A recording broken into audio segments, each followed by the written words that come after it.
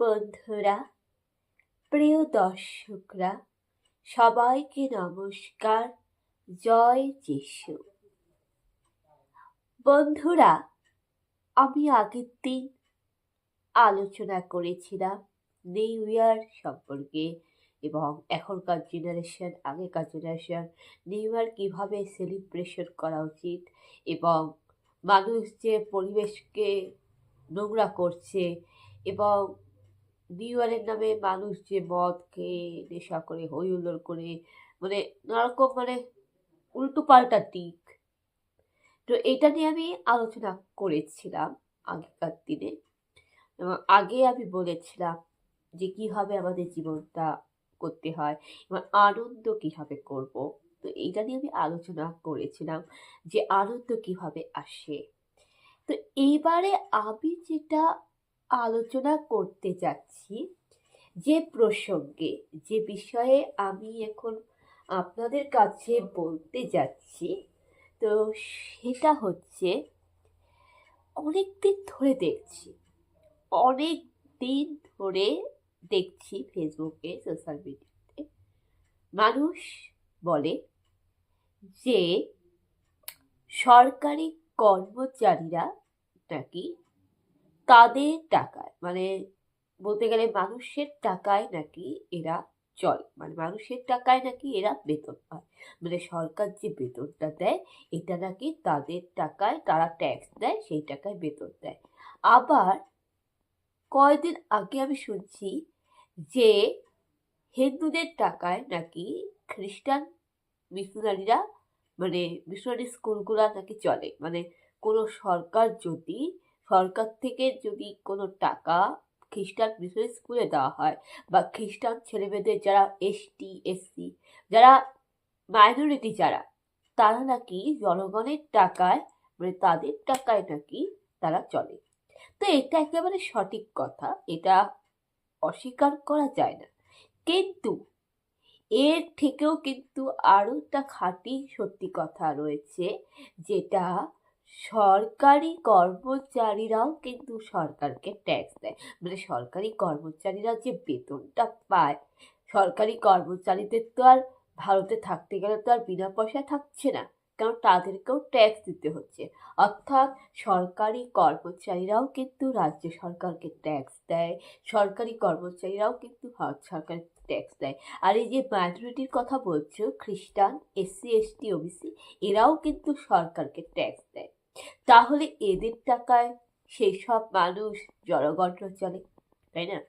এটাই হচ্ছে কথা। আমরা যদি কারোর ট্যাক্সের টাকায় যদি বেতন পাই, কারোর ট্যাক্সের টাকায় যদি আমাদের পরিবার চলে, তাহলে আমরাও তো সরকারকে ভোট দিই। তাহলে আমাদের টাকাও তোমাদের পরিবার চলে, আমাদের টাকায় তাদের পরিবার চলে। কারণ আমরা সবাই ভারতের জনগণ, আমরা সবাই ভারতকে ট্যাক্স দিই। কারণ টাকাগুলা তো আর উড়ে উড়ে আসে না, টাকাগুলা তো আর হাত পা গজায় না, তাই না? তো এই বিষয়ে আমি কথা বলবো যে দেখুন, আমরা সবাই সরকারকে ট্যাক্স দিই, এটা একেবারে খাঁটি কথা। এবার সরকারকে যখন আমরা ট্যাক্সটা দিই, এই ট্যাক্সটাই কিন্তু সরকারের কাছে যাচ্ছে, এই ট্যাক্সটাই কিন্তু রাজ্য সরকারের কাছে যাচ্ছে, আবার কেন্দ্রীয় সরকারের কাছেও যাচ্ছে, মোদী সরকারের কাছেও যাচ্ছে। মমতা সরকারও ট্যাক্স দিচ্ছে, মোদী সরকারও ট্যাক্স দিচ্ছে।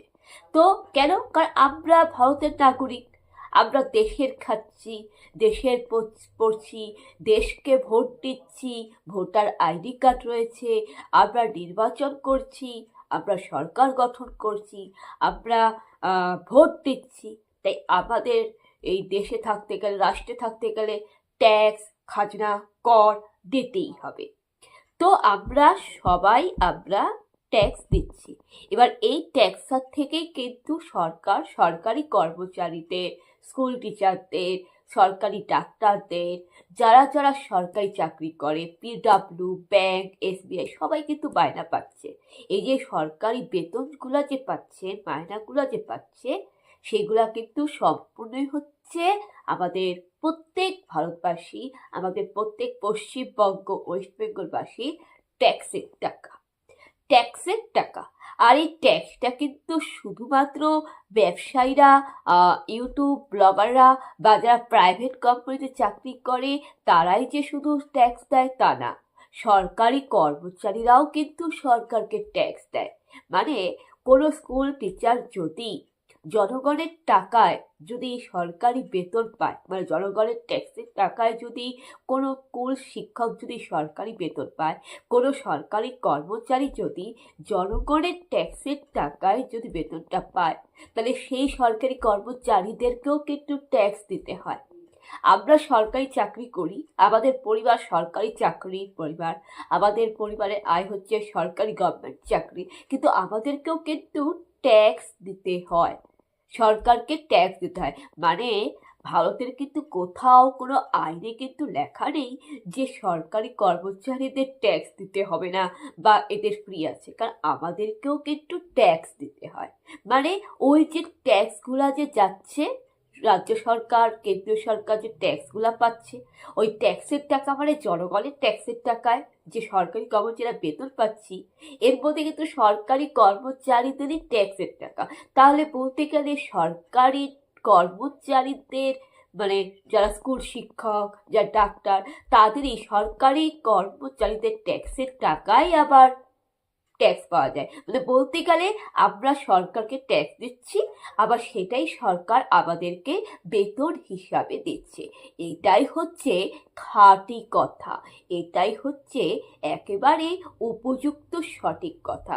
মানে আমাদের পরিবার যদি সরকারি কর্মচারী হয়, আমাদের পরিবারের কেউ যদি, আমাদের মা বাবা যদি সরকারি কর্মচারী হয়, তাহলে যে বেতনটা পাচ্ছে ওটা হয়তো আপনাদের বা কোনো সাধারণ মানুষের হয়তো ট্যাক্সের টাকা হতে পারে, কিন্তু আমাদেরকেও কিন্তু সরকারকে ট্যাক্স দিতে হয়, বেতন দিতে হয়। তার মানে বলতে গেলে আমাদেরই ট্যাক্সের টাকা আমরাই বেতন হিসেবে পাচ্ছি, অর্থাৎ সরকারি কর্মচারীদের ট্যাক্সের টাকা সরকারি কর্মচারীরাই বেতন হিসেবে পাচ্ছে। তবে হ্যাঁ, এটাই সঠিক যে এটাও সত্য যে সেই ট্যাক্সের টাকার মধ্যে কিন্তু প্রাইভেট কোম্পানি লোকেদের টাকাও আছে, ব্যবসায়ীদের টাকাও আছে, অনেক দিন মজুর মানে গরিব মানুষদের ট্যাক্সের টাকাও আছে। এটা কিন্তু একদম সঠিক, এটাকে কিন্তু আমি অস্বীকার করছি না, এটাকে কিন্তু অস্বীকার করা যায় না, কারণ এর মধ্যে কিন্তু অনেক শ্রমজীবী, অনেক দিন মজুরদের ট্যাক্সের টাকাও আছে। কেননা গরিব মানুষদেরকেও কিন্তু সরকারকে ট্যাক্স দিতে হয়, গরিব মানুষরাও কিন্তু সরকারকে ট্যাক্স দেয়, আর সেই গরিব মানুষের ট্যাক্সের টাকাও কিন্তু সরকারি কর্মচারীরা বেতন পায়। তো এটা একেবারে খাঁটি সত্যি কথা। কিন্তু সরকারি কর্মচারীরাও তো সরকারকে ট্যাক্স দেয়, এটাও তো স্বীকার করতে হবে। এটা হচ্ছে এক নম্বর কথা। আবার আমাদের সরকারি কর্মচারীরা যখন জনগণের ট্যাক্সের টাকায় রাজ্য সরকার, ভারত সরকার থেকে যখন গভর্নমেন্ট জব করে যখন মাইনেটা পায়, বলতে গেলে দিন মজুর, শ্রমজীবী, প্রাইভেট কোম্পানি বা কোনো ব্যবসায়ীদের টাকায়, ট্যাক্সের টাকায়, ব্যবসা যারা করে, বিজনেস যারা করে, যারা ইউটিউব ব্লগার যারা করে, তাদের ট্যাক্সের টাকায় যখন সরকারি কর্মচারীরা যখন কোনো বেতন পায়, মায়না পায়, আমরা যে মানে পরবর্তীকালে যে সরকারি কর্মচারীরাও যখন কোনো সরকারকে ট্যাক্স দেয়, তখন সরকারি কর্মচারীদের ট্যাক্সের টাকাও কিন্তু তাদের সংসার চলে, আপনাদের সংসার চলে। কেন? তার কারণ আপনারা যে ব্যবসা করছেন, আপনারা যে শাড়ির ব্যবসা করছেন, আমরা যে সরকারি টাকায় যে বেতনটা পাই বা সরকারি কর্মচারীরা যে সরকার থেকে যে বেতনটা পায়, সেই টাকা দিয়ে যদি আমরা যদি দোকানে জিনিসপত্র না কিনি, তাহলে আপনাদের রোজগার হবে না, আপনারা না খেয়ে মরবেন। তাহলে আমাদেরও টাকা দিয়ে আপনাদের সংসার চলে। মানে সরকারি কর্মচারীদের টাকা দিয়েও কিন্তু ব্যবসায়ীদের সংসার চলে। কারণ সরকারি কর্মচারীরা যদি দোকানে না যায়, শপিং মলে না যায়, তাহলে আপনারাও টাকা পাবেন না, রোজগার পাবেন না।